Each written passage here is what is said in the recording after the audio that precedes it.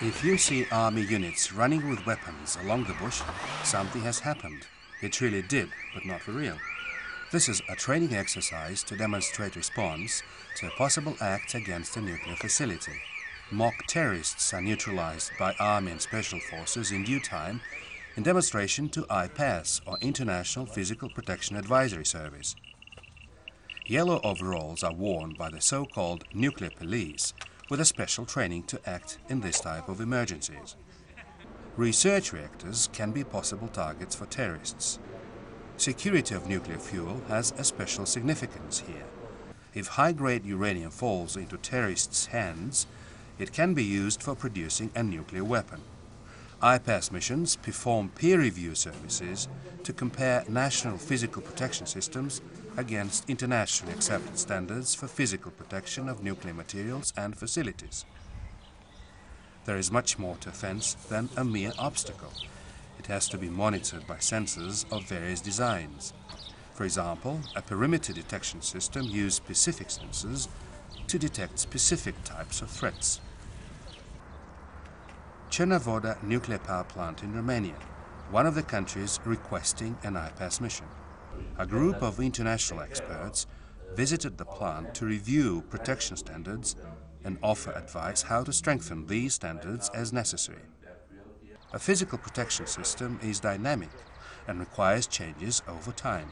Analysts must make assumptions about the type of adversary and possible actions and targets.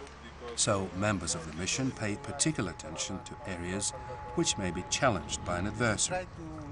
Some security features are common to every nuclear facility, but nearly every mission addresses threats specific to the local environment.